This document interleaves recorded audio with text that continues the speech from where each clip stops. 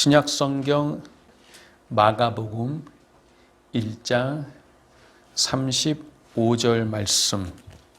새벽 아직도 밝기 전에 예수께서 일어나 나가 한적한 곳으로 가사 거기서 기도하시더니, 우리 새 1월달에 헌신 시리즈로 연속 설교로 우리 같이 나누고 있는데, 첫 번째 헌신 그 맥체인 성경 읽기에 우리가 헌신하고, 두 번째 기도 헌신 기도에 헌신하기라는 말씀으로 하나님 은혜 나누기를 원합니다. 오늘 우리 예수님의 생애에 빠질 수 없는 것이 바로 기도인데요. 기도. 근데 오늘 이 마가복음 1장 35절에는 그 예수님의 기도에서 두 가지 중요한 특징을 우리에게 너무나 분명히 보여주고 있어요. 그 첫 번째는 뭐냐면 언제 기도했느냐는 것이에요. 두 번째는 어디서 기도했느냐는, 그 기도의 그 시간과 그리고 기도의 그 장소가 너무나 선명하게 나타나 있고, 그것을 우리에게 보여주고 있어요. 오늘 예수님이 언제 기도했다고요? 새벽 아직도 밝기 전에. 여러분이 성경을 읽을 때 성경은 그냥 읽고 그냥 은혜만 받는 그런 것이 아니라, 성경을 읽을 때는 항상 그 질문을 던져야 된다고 그래서 질문. 근데 사실은 이거는, 또는 삶에 우리가 삶에 어떠한 일을 만날 때 항상 우리 그리스도인들은 질문을 던지는 그 법을 배울 수 있어야 돼요. 질문. 그래서 무슨 일이 당하면 그냥 그 일 당함으로 인해서 당황하는 것이 아니라 항상 질문을 던져야 돼. 이게 뭔가? 이게 뭐지? 그러면 그 질문을 던지면 해석이 나와요. 그리고 그것을 해석할 수 있으면 비로소 우리가 그 삶을 다룰 수 있어요. 성경을 읽을 때도 마찬가지예요. 하나님 말씀이니까 그냥 무조건 내가 읽고 받아들이고 순종해야지. 여러분, 순종하기 전에 뭐가 먼저 중요해요? 그걸 이해해야 돼요. 이 하나님의 말씀이 무엇을 말하는지, 이것이 무슨 뜻인지를, 그걸 우리가 이해해야만이 이해한 것을 우리가 순종하며 살 수가 있는 거예요. 항상 질문을 던져야 돼요. 그 질문을 던져야 할 것 중에 뭐냐면, 이 일이 언제 일어났는가? 이게 너무너무 중요한 하나의 이 성경을 푸는 실마리가 되는 거예요. 언제? 성경이 항상 그 때를 말할 때가 있거든요. 그때는 그냥 지나가면 안 돼요. 그래서 언제 이 일이 일어나는가? 오늘 보니까 예수님이 언제 기도했다고요? 새벽 아직도 밝기 전에. 그러면 이 새벽, 아침 일찍 기도했구나, 또 여기서 멈추면 안 돼요. 그 앞을 봐야 돼요. 그러면 이 일이 일어나기 전에 무슨 일이 있었는가? 그러면 마가복음 1장에 보면 그 전날에, 아침 일찍 일어나기 전날에 예수님이 아침 일찍부터 저녁까지 얼마나 바쁜 하루의 일정을 소화했는가를 우리가 볼 수가 있어요. 그렇죠? 회당에 가서 가르치시고, 병자를 고치시고, 베드로의 장모가 열병이 있다고 거기까지 신방도 가고, 그리고 또 저녁에는 예수님의 그 병 고친다는 소문을 듣고 많은 사람들이, 저녁에까지 많은 사람을, 귀신 들린 사람,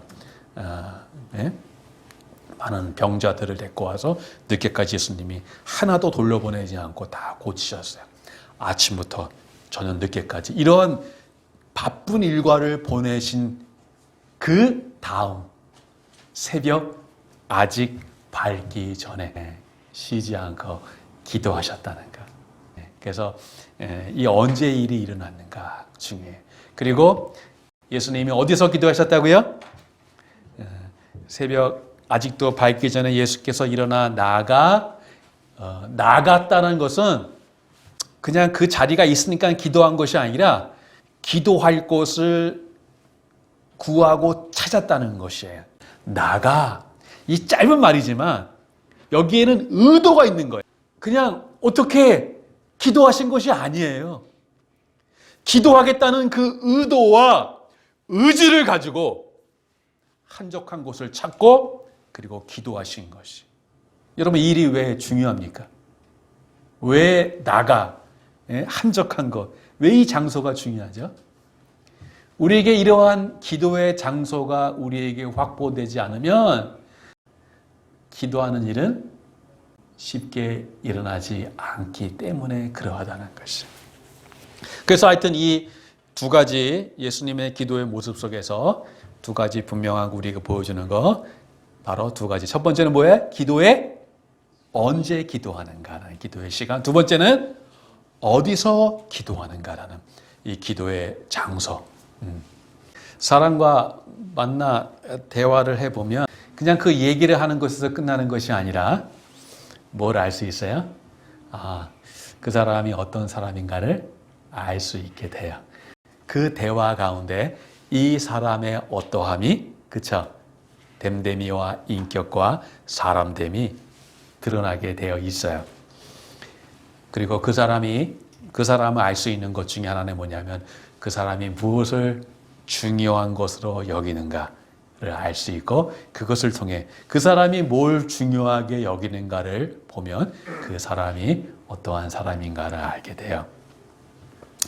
그것을 통해 신앙의 수준 그리고 신앙의 깊이와 성숙도를 알게 되죠. 즉, 이 사람이 어린아이의 신앙, 아주 약한 신앙에 머물고 있는가 아니면 자신만 아니라 자신의 신앙을 세울 뿐만 아니라 다른 사람의 신앙까지도 세울 수 있는 이런 성숙한 신앙을 가진 사람인가를 알 수 있게 돼요. 이러한 분별은 목회자가 하나님께서 맡겨진 양들을 또 교회를 맡겨서 목양하게 하시는 목회자가 해야 할 중요한 일 중에 하나예요. 그냥 사람을 구분하고 판단하는 그런 차원이 아니라 하나님께서 주신 그 양들을 그들이 지금 어떠한 상태에 있는가를 분별하고 그것을 아는 것은 이 목회자가 해야 할 중요한 일 중에 하나예요. 여러분이 잘 아는 고린도전서 3장 1절에 보면 바울이 고린도 교회에 뭐라고 말하고 있어요? 이렇게 말해요. 형제들이라 말한 거 보니까 지금 믿는 사람에게 말하고 있는 거예요? 믿지 않는 사람에게 말하고 있는 거예요? 믿는 사람에게 말하고 있어요. 형제들아. 바울은 아무에게나 그냥 식상한 말로 그냥 인사말로 형제들아 이렇게 말하는 사람이 아니에요. 바울이 형제들아 라고 말했다는 것은 그들이 그리스도 밖에 있는 사람이에요? 안에 있는 사람이에요? 그리스도 안에 있는 사람이에요. 근데 그 다음에 뭐라고 말하고 있어요? 이렇게 말해요. 형제들아, 내가 신령한 자들을 대함과 같이 너희에게 말할 수 없어서 육신에 속한 자. 어디에 속한 자? 육신에 속한 자, 곧 그리스도 안에서 어린아이들을 대함과 같이 하노라 라고 말해요. 형제들아 라고 말했는데 그것은 그들이 바로 예수 안에 있는 신자임을 말하고 있는데 믿는 자임을 말하고 있는데 근데 형제들아 라고 말하면서 그 다음에 뭐라고 말하고 있어요? 내가 너희를 신령한 자들을 대함과 같이 너에게 말할 수 없어서 어디에 속한 자 같이? 육신에 속한 자 같이. 즉 그리스도 안에서 여전히 그리스도 안에라고 말하고 있어요. 그리스도 안에 형제들이지만 그리스도 안에서 누구를 대한 것 같이? 따라합시다. 어린아이들을 대한 것 같이. 어린아이들을. 즉, 이 사도 바울은 이 고린도 교회를 향해서 아직 너희들이 어떠한 신앙이다? 신앙이 없는 것은 아니지만 형제들아 그리스도 안에 있지만 신령한 자들을 대함과 같이 말할 수 없어서 육신에 속한 자 그리고 그리스도 안에서 어린아이를 대함과 같이 하노라 이렇게 말하고 있어요. 즉 그들이 믿음 안에 들어왔지만 여전히 그들의 신앙이 이 세상에 있는 방식대로 신앙을 그렇게 이 세상에 있는 그 무엇으로 이해하고 그렇게 살아가는 육신에 속한 자, 즉 아주 낮은 단계의 신앙을 가진 사람들이라는 것을 말해주고 있다는 것이에요. 그러면서 그 3장 2절에 보면 여러분 잘 아는 같이 내가 너희를 젖으로 먹이고 밥으로 아니하였나니 이는 너희가 감당하지 못하였습니다. 그들을 무엇으로 먹이지 아니하고 밥으로 먹이지 않고 뭘 먹였다고요? 젖을 먹이. 이 말은 뭐예요? 아직 고린도 교회들은 이게 바울 하나의 그 비유를 썼는데 아직 이유식을 했어요, 안 했어요? 아직도 젖만 먹고 있단 말이에요. 그러니까 애들이 처음에는 그 소화할 수 있는 능력이 없기 때문에 치아도 없고 그래서 이제 처음에는 엄마의 젖만 먹고 우유만 먹는데 그러다가 한 몇 개월 되면 이유식 하죠? 6개월? 하여튼 이유식을 해야지 이제 애가 젖만 먹어서는 이 단백질이 들어오고 뭐가 해야지 뼈도 생기고 근육도 생겨야 되는데 이유식, 그 우유만 먹어서는 이게 튼튼한 사람이 될 수 없죠. 근데 아직 고린도 교회는 이유식을 할 만한 그런 단계예요. 그런 단계가 아니에요. 그런 단계가 아니라는 거예요. 여전히 어린아이와 같이 그냥 그래 이렇게 어린아이와 같이 아직 그런 약한 상태에 있다는 거예요. 사랑하는 여러분, 지난 2년 동안 여러분과 함께 있으면서 제 마음속에 있던 의문 한 가지를 이 시간 여러분에게 이야기하고자 합니다. 그것은 여러분에게 기도의 생활이 있는가 라는 것에 대해서 제 마음속에 지난 2년 동안 심각한 의문이 있었어요.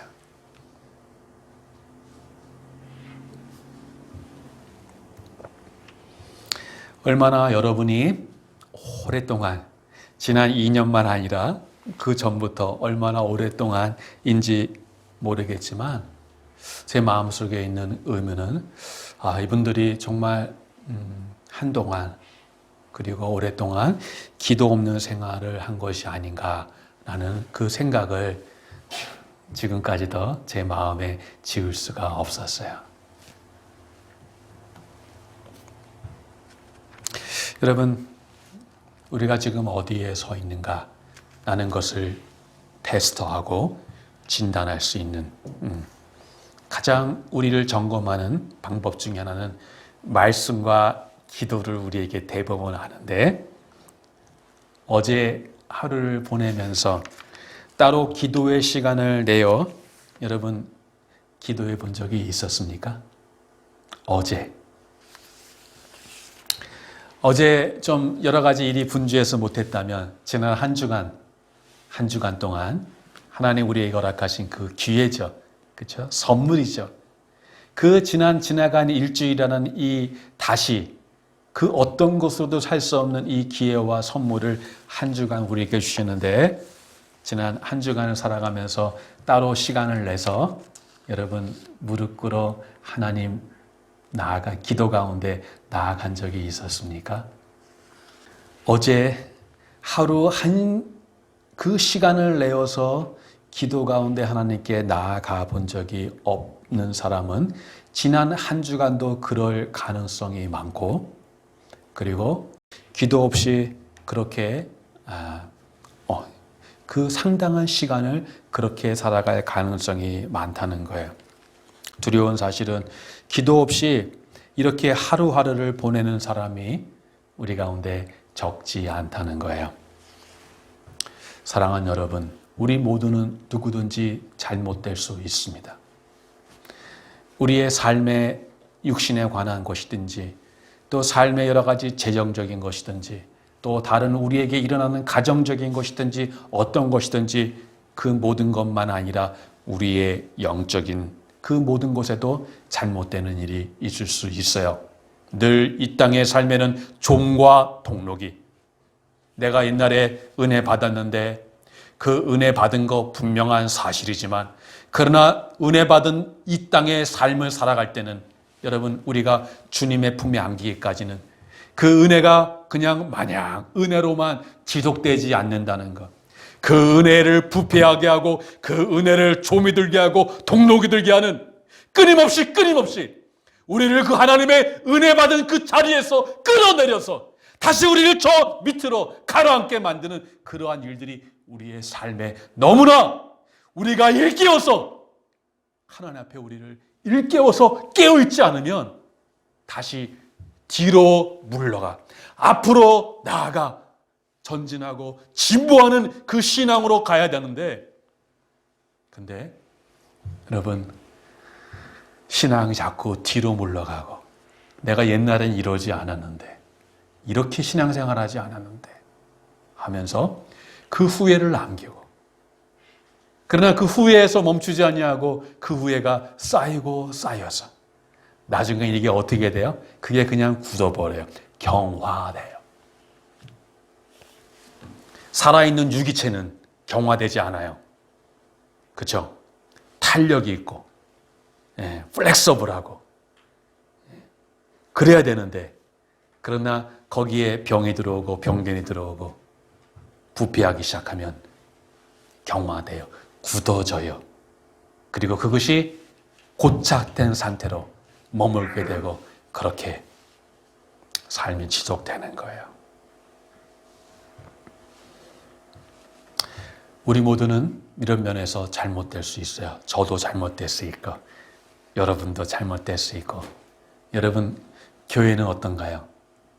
우리 교회는 하나님의 은혜가 있는 것이야? 아니요. 은혜가 있는 교회도 잘못될 수 있다는 것. 여러분이 잊지 말아야 돼요. 그러나 중요한 것은 잘못됐냐, 잘못되지 않았냐가, 그것이 중요한 게 아니라 더 중요한 문제는 우리들 자신이 어디서 그리고 무엇이 잘못되었는지를 그걸 진단하고 그걸 분별하고 그걸 아는 일이 반드시 필요하다는 거예요. 문제의 심각성은 어디서 무엇이 잘못되는지를 알지 못하고 살아가는 거에 저는 더 큰 문제의 심각성이 있다고 저는 믿어요. 나의 신앙이 지금 잘못되었는지를 진단하는 그 시금석 중에 하나는, 우리를 되어봐서 우리가 어떠한가, 어디서 무엇이 잘못되었는가를 가늠할 수 있는 그 시금석 중에 하나는 무엇이에요?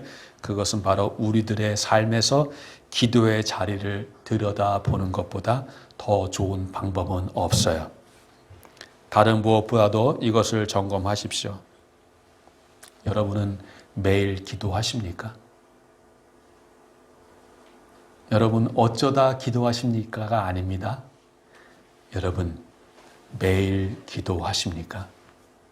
저는 정확하게, 우리를 속이지 않고 분명하게 지금 우리가 어디에서 그리고 무엇이 잘못되었는가를 보여주는, 저는 시금석이, 저는 이 진단이라고 저는 봐요.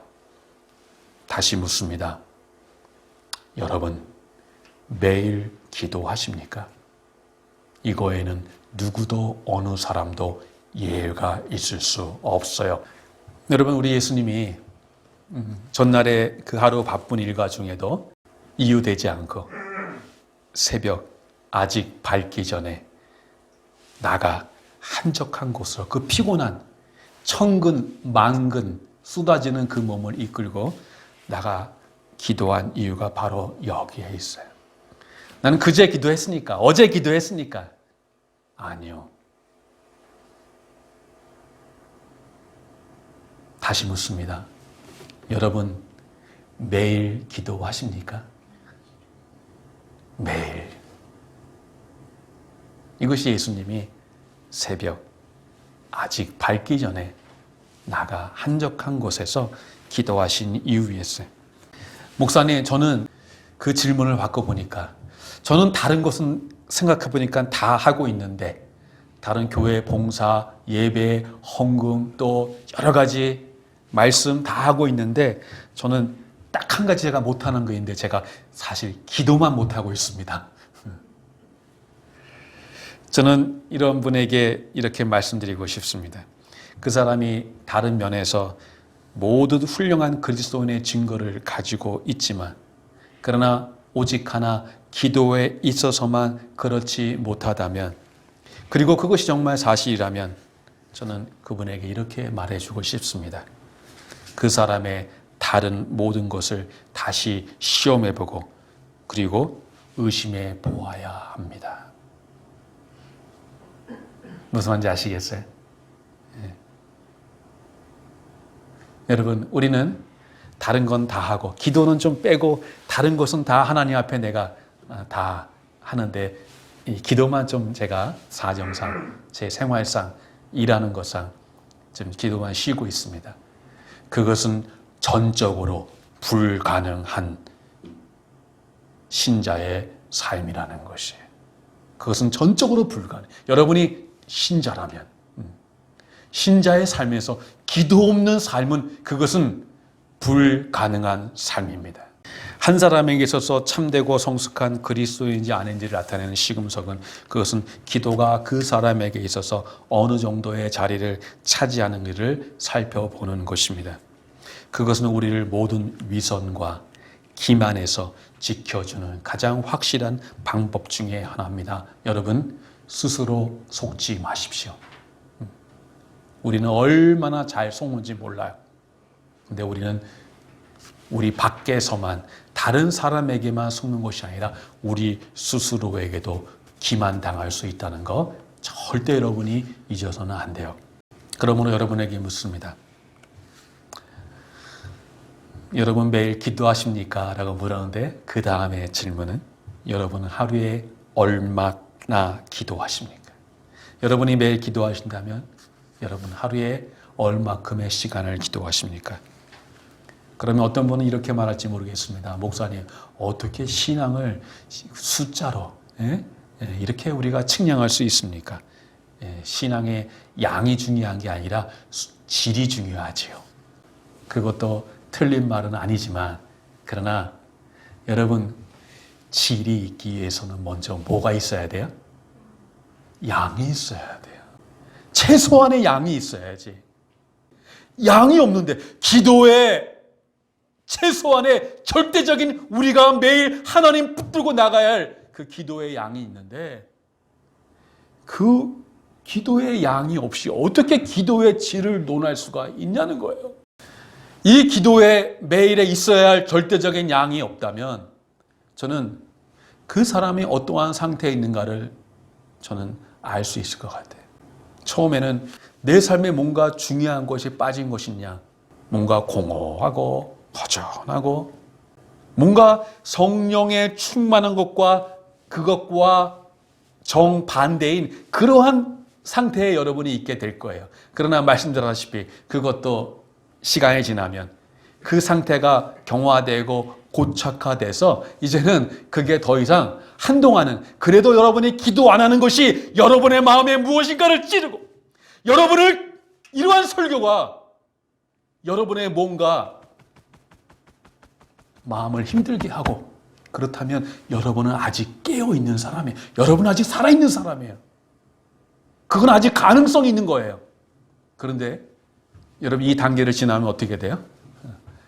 이제는 고통하고 아프고 힘들어하는 것도 없는 그러한 아주 단단하게 굳은 상태가 된다는 거예요. 성경이 말하면 이 화인 맞은 그래서 감각이 없는 여러분 속에 이러한 설교가 성령께서 여러분을 하여금 무엇인가를 건들고 내 마음에 무언가 부담을 주면 그건 아직 여러분에게 은혜가 남아있다는 증거예요. 여러분에게 그 은혜가 남아있다면 우리가 해야 할 일은 뭐예요? 따라합시다. 돌이켜. 어떻게 하라고요? 돌이켜. 회개하고 다시 하나님을 기도 가운데 전심으로 찾아야 되는 것입니다. 정말요. 그래서 다시금 하나님께서 우리 2022년을 시작하면서 하나님이 다시 우리가 참 여러분 우리의 삶이 방향을 잃고 그렇죠. 모든 것이 혼돈되고 혼란할 때 그때 해야 할 일은 언제나 기본으로 돌아가야 돼요. 기본을 점검해야 돼요. 무엇이 잘못됐는가. 우리 기본이 뭐예요? 말씀과 기도예요. 말씀과 기도. 이 말씀과 기도를 빼놓고 어떻게 여러분 교회라는 게 뭐예요? 그냥 우리가 주일 날 11시 그리고 이 어떤 교회당 장소 정하고 예배의 순서에 의해서 그냥 그렇게 교회가 되는 것이 아니라 교회는 믿는 신자 한 사람 한 사람이 모여서 에클레시아, 그런 사람들을 하나님이 불러 모아서 그래서 그들의 무리를 통해 교회가 되는 거예요. 교회는 결국 믿는 신자 한 사람 한 사람의 모임이라는 것이에요. 그것이 바로 그 교회의 교회됨을 결정하는 것이에요. 바로 우리는 거기서부터 시작해야 되는 거예요. 이러한 시대에 정말 너무나 이 복된 건물을 하나님이 허락해 주셨는데 저 건물에 걸맞는 우리들이 그러한 한 사람 한 사람의 신자가 돼야 되는데 제가 더 기도해야 되겠지만 그러나 여러분 기도에 있어서 중요한 것은 여러분이 2022년 신년 기도 제목을 낸 거를 제가 다 정리해서 가지고 있습니다. 목회자가 양들을 성도를 위해 기도하는 거 중요하죠. 그러나 저는 믿는 게 있어요. 기도에 있어서 중요한 것은 그것은 각자 개인이 기도하는 거예요. 그건 누구도 대신해 줄 수 없는 거예요. 아무리 여러분의 부모님이 여러분을 위해 눈물로 기도하고 목회자가 여러분을 위해 기도하고 누군가가 여러분을 위해 기도할지라도 그러나 궁극적인 것은 바로 여러분 자신이 하나님 앞에 무릎 꿇고 나가는 거예요. 우리가 우리 자녀를 위해 기도하는 여러분 최종적인 목적은 뭐예요? 우리가 우리 자녀를 위해 기도하는 최종적인 목적은 우리가 기도하는 그 자녀 스스로가 언젠가 그 자신이 기도하는 데까지 이르게 하는 것. 그것이 우리가 우리 자녀를 위해 기도하는 최종적인 목적이에요.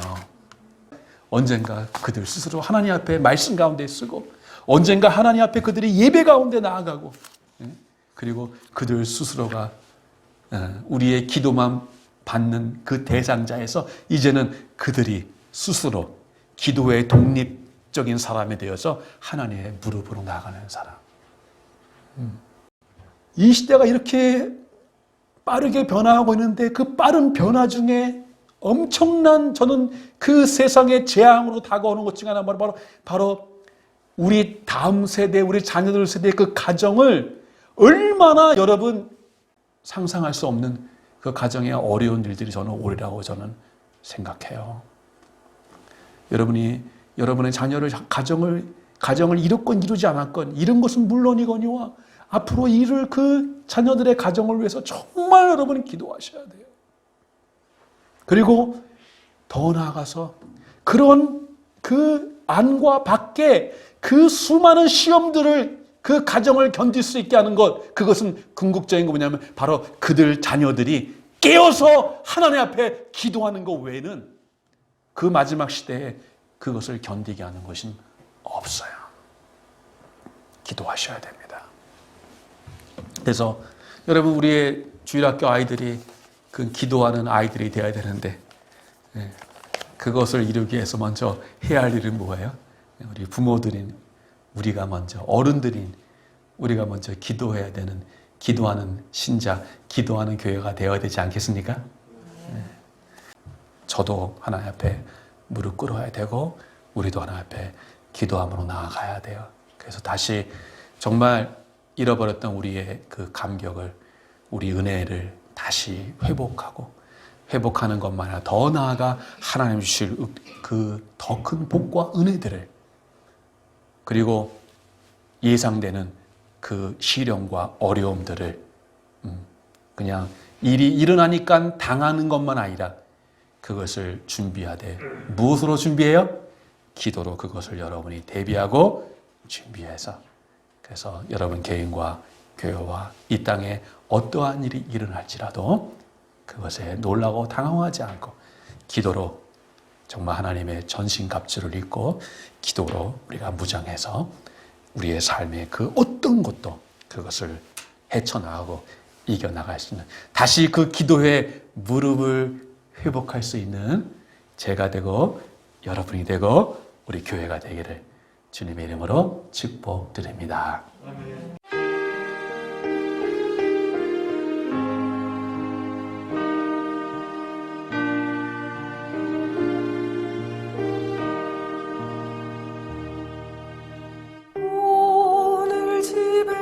나서기 전 기도했는데